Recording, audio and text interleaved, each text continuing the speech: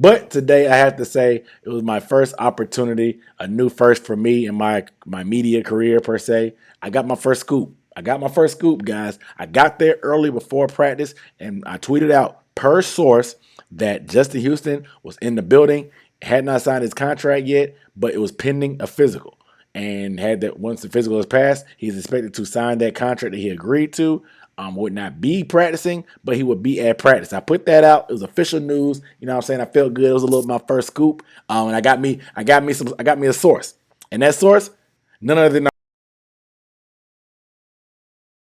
what up, though? It's Aaron Duncan here, live from the upstate of South Carolina in Spartanburg, to be specific, as the Panthers have started and completed day 10 of training camp. Yes, their final practice by themselves. Only thing ahead is joint practices and then preseason a few days away. And a lot of things happened today at practice that we got to really get into, man. And unfortunately, my Mac microphone, he couldn't take the heat, I guess. And I'm over here going to be recording this video like a TikToker with my headphones. So do not be alarmed. Regardless, I am here for you guys to give you the recap because you guys definitely have been showing a lot of love on the prior series. I really appreciate that. The depth chart came out this week as well. So a lot of the stuff we talked about in that video is not news if you've been paying attention to the series. But if you're new here, my name is Aaron. I do recap and analysis of the Carolina Panthers, if you can't tell.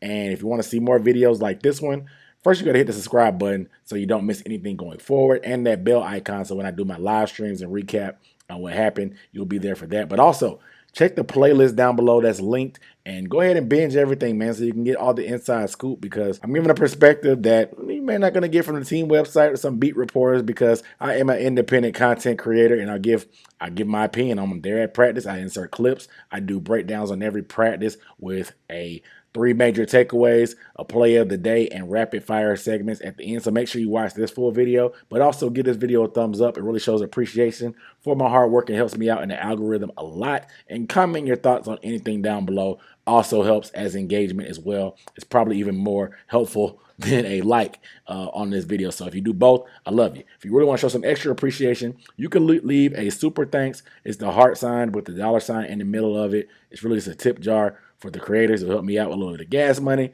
help cover some of these hotels I've been staying. I've been going back and forth from home to Panthers training camp out of town. So I really appreciate all the support that's happened thus far. All the growth has been amazing. I'm happy to be a resource for you guys, and I appreciate you guys appreciating me. But today's practice was really, it was a bounce back day. And we're going to get into those 3 major takeaways because that first one is going to be how the offense looked. Now, the offense, they looked a lot better today. And as you know, if you were on my live stream Friday, you know I was a heart. Y'all came at me. Y'all were saying, some of y'all were saying I was too harsh on the offense. Some of you guys were panicking and said that the season's over. Some of you guys said that Bryce Young is a bust. I don't think it's any of those extremes. If I gave off that impression, I apologize. It's still time before the season starts. We're still got a whole month before season starts so things can get right. I just was giving my feedback on what I was seeing, and it just is what it is. But today, the offense looked a lot better. Today, they were only in helmet and little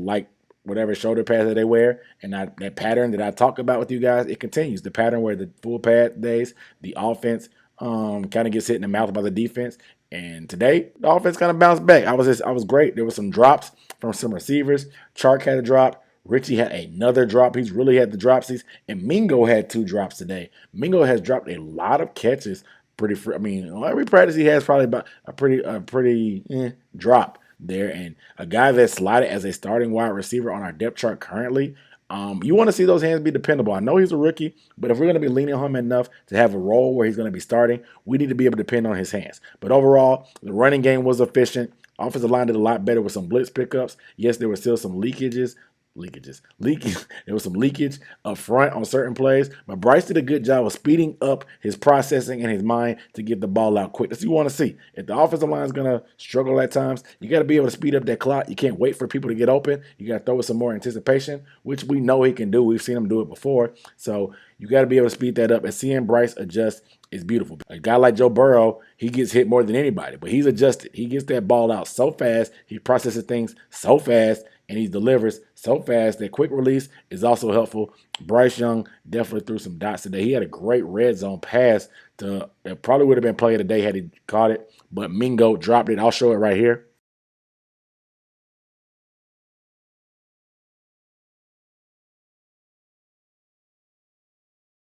But yeah, it was a good job with the pressure coming. He just kind of stopped through the post route to Mingo. Great defense by Eric Rowe to not let Mingo come up with it. But Mingo had both hands on it. If you got both hands on it, you got to bring it in. We've seen you make spectacular catches with one hand in college. So two hands like that, even though you're laying out full extension, you still should be able to make it. Let me let me know down below in the comments. Are you concerned about Mingo's hands? Because if you saw my best throws of camp video, Mingo had a drop on that one. It was another good throw by Bryce. Today, same the case. But regardless, Bryce looked very efficient, 12 of 18 passing overall. Efficient day for Bryce overall, so I'm really happy with that. Andy Dalton had a great day.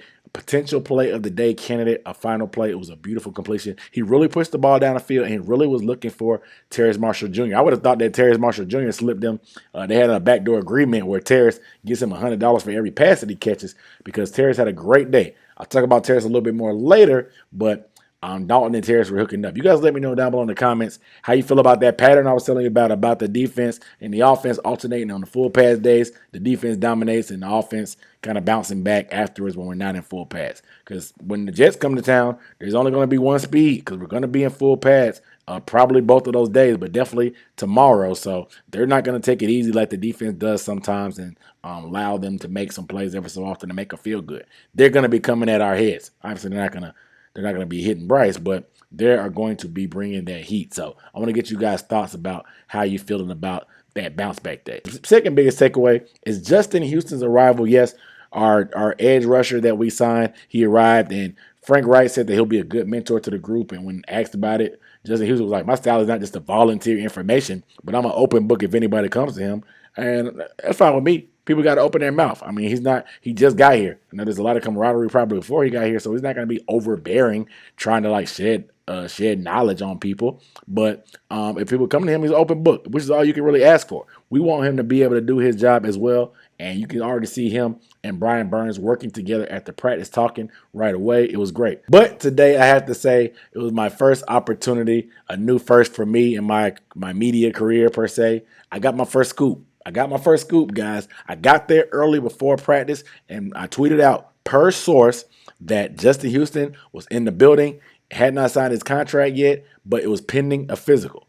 And had that once the physical is passed, he's expected to sign that contract that he agreed to. Would not be practicing, but he would be at practice. I put that out. It was official news. You know what I'm saying? I felt good. It was a little my first scoop. And I got me a source.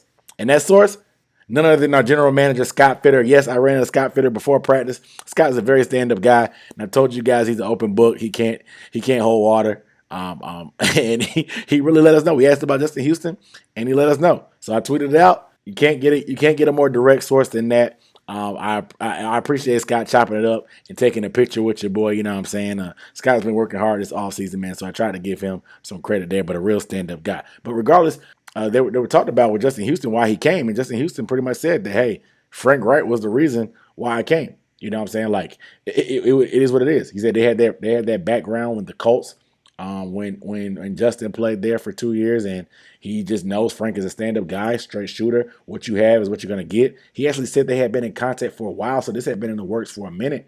And when he was asked why it took so long, he had this to say. So part of you, too, as a vet, you kind of didn't necessarily have to be at all training camp. Yeah, I was in no rush. We could have waited another week, and I wouldn't have been mad.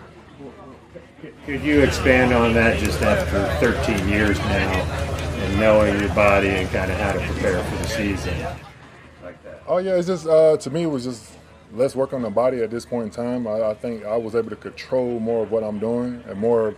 I think once you start practicing it and hitting each other, it's more maintaining the body than building the body. It's hard to build the body when you're breaking it down every day. So right now, as soon as it starts, it's more about maintaining, getting back together. So when I wasn't here, I was able to build because I wasn't hitting. So I was able to work on my body and continue to grow. And it's funny to hear him say that, and I wanted to put this in here because when I told you guys on Friday that these older vets don't want to go through training camp, you guys tried to demonize the players because I told you guys training camp is not fun. It's tough. It's hard. It's hot. You got to be in a freshman dorm room with cinder blocks. It's cold. The AC is not there. The only thing you have is your TV that you brought and your snacks that you brought with you. You're away from your home and your kids. It is not cool. And so vets that have been in the league 11, 12 years, If they can get around it, they will try to. That's why you see so many vets currently in the free agency market right now. You guys try to say, oh, they're getting paid millions of dollars. They should show up and do this with that. No. If they show up on game day, they're in shape, I'm fine. Justin Houston even said it, hey, when you're on your own, you're still trying to build up strength. When training camp, all you're trying to do is maintain. So he has still been working. He'll be in shape. Obviously, it'll probably take him time to get into practice shape, and we'll see when exactly he gets on the field. But Justin Houston, the timing, I'm not mad at the timing. I love it. Frank Reich said that they would love for him to be able to play all the snaps, but they doubt it. He doesn't have a role. Just because a guy is a rotational piece doesn't mean it's the worst thing in the world. EJ Evero is going to figure out a way to get him on the field to maximize his output. I had some concerns because he's 34. He did have nine and a half sacks last year, but he only had one within the final, one combined in the final 7 games, and it was just basically 2 half sacks. So I was like, oh man, maybe he got old and just burnt out because they gave him too many reps.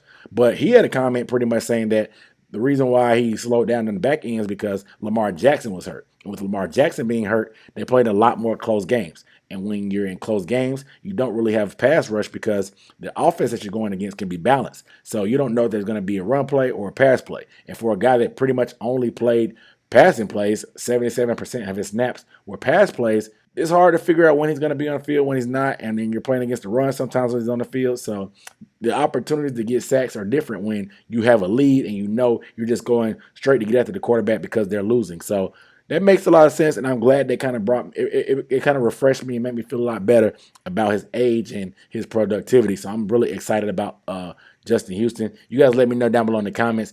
What are your expectations for Houston, man? Do you think he can get those 9.5 sacks again on the opposite edge? And how do you think that rotation is going to be? Do you think it's going to be YGM for the rundowns on first and second, and then Justin Houston on third? Because currently he's at a starting linebacker on our depth chart, but things can change based on the rotation. So I want to get you guys' thoughts down below. The last biggest takeaway, real quick, is just the emergence of Terrace Marshall Jr.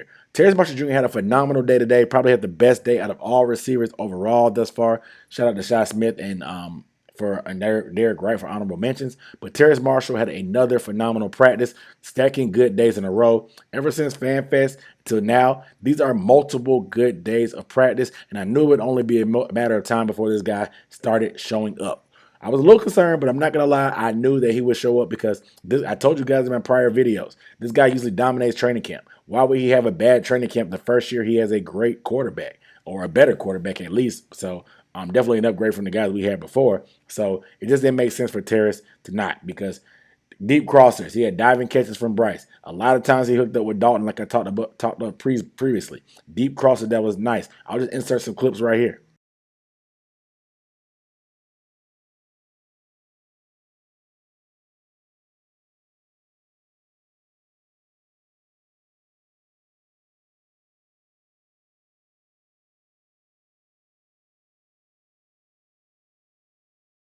So just a phenomenal overall day for Terrace. Even though he slotted behind DJ Chark, I still think that he's in that running to maybe emerge as a wide receiver 1. We'll see what happens as things go and how chemistry develops in live action. But Frank Wright was asked about a number 1 wide receiver in the offense, and he talked about that all these guys had different skill sets. So any given guy can be the number 1 guy on a different play depending on what they do. They're going to try to put guys in position to succeed. So they're going to call certain routes that they benefit better with. Terrace Marshall Jr., what's he good at? Down the field, contested catches, deep crossers, in breaking routes is what he's good at as well. So he could be wide receiver 1 on particular plays when they bring him in there. But if they want to go deep, DJ Chark is going to be that primary target. If they want to dial up a deep shot, Adam Thielen, they're not going to send him on deep routes because he's not that fast anymore. But he's shifty, he's crafty. Put him on some crossing routes, get him on some in-breaking routes that he can free up himself, putting guys in position to succeed. We haven't really had an offensive-minded head coach, so this could be an adjustment period for all of us as fans.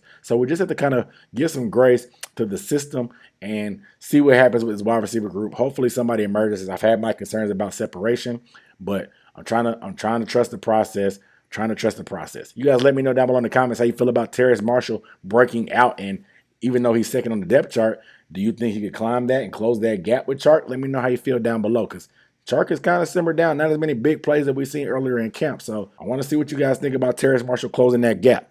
But it is time for the play of the day. Honorable mention goes to Tommy Tremble. Had a phenomenal catch. I got to give him credit because he's been saying after practice with Chuba Hubbard, working on those hands on that jug machine. And this one, full extension, going all the way up. I'll show the Panthers clip right here.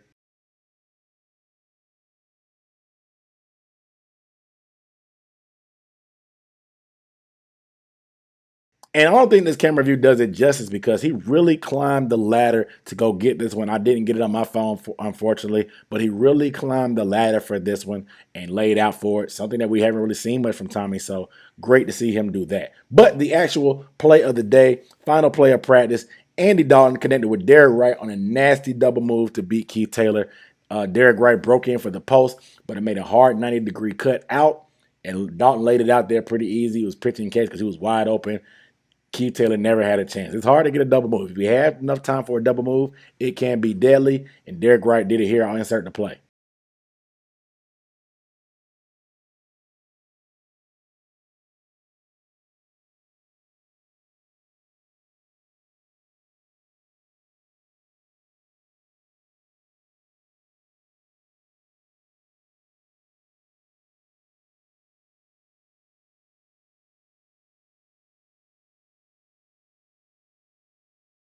But yeah, shout out to Derek Wright on that one. Play of the day candidate. Him and Dalton hooking up on a pretty pass right there. All right, let's get into the rapid fire. We got to start with some injuries. Demir Bird hurt that hamstring. He may need surgery.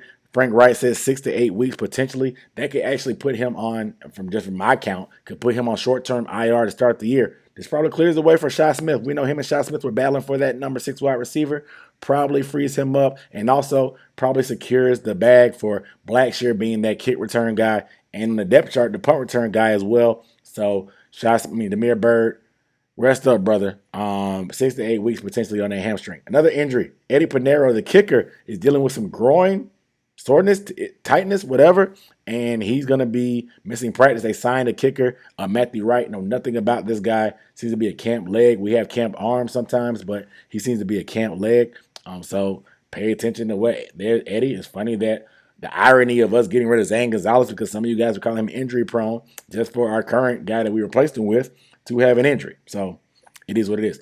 Frankie Louisville took a vet day, so shout out to him. But in his spot, Camus Grigier Hill, stepped up and had that starting role for the most part. But Deion Jones in the backup rotation was very, very active today, man. I think he's going to be a wizard in the passing game, and in particular, that speed is going to help in the run game as well. He's always around the ball, dude. He's a super smart player, 28 years old, been to a Super Bowl, super experienced, man. I love this Debo Jones pick by him. D.W. Daniel High School practice before, during, and after Panthers practice on the accompanying field, and they took a time period before the final team period, and they watched them and they talked to each other and all that stuff. They talked to the high school players and stuff. It was cool. Deshaun Williams, our free agent pickup that went to Clemson, he actually went to D.W. Daniel as well. Lo and behold, I actually played against Deshaun Williams in high school. I didn't even know it.